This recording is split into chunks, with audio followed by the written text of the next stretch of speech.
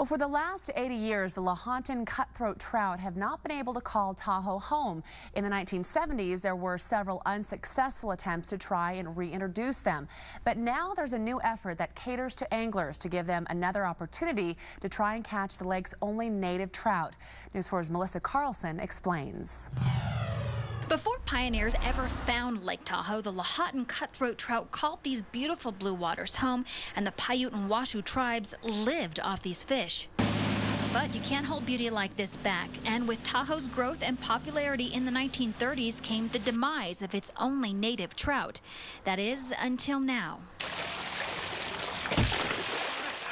A lot of it was destruction of spawning habitat in the tributaries and the commercial fishing and the competition and predation by non-native trout.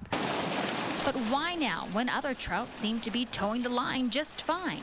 Oh, I got a big fish here. We just saw it as a good opportunity to raise some cutthroat trout in our hatchery and stock them into the lake and just provide people with that opportunity to catch native trout in Tahoe. All right. You will see that they're quite a bit different from rainbow. In fact, over the next few months, some 22,000 cutthroat will be reunited with Tahoe. So the trout being back in Lake Tahoe, you know they've got to be happy. And the Department of Wildlife, mission accomplished, they're pretty happy. Fishermen, new fish out here to take advantage of, you know they've got to be happy, right? Well, like most fishing stories, that is not necessarily the truth. We are going to catch the big one.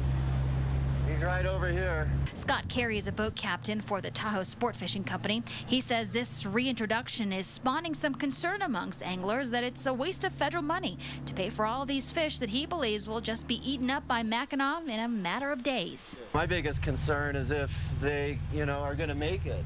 And if they're not going to make it, why don't we do something different, put some more salmon in here, put some more rainbow trout, and do something real productive that we know is going to work.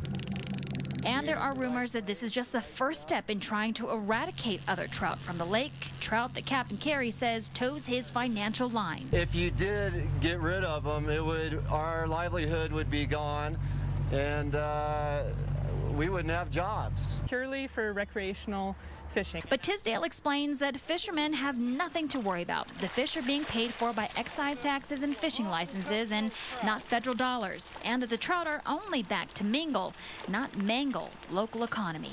You can have this fish and hopefully they can, coexist with the other species that are in the lake, and we can find a way to create a little space for them.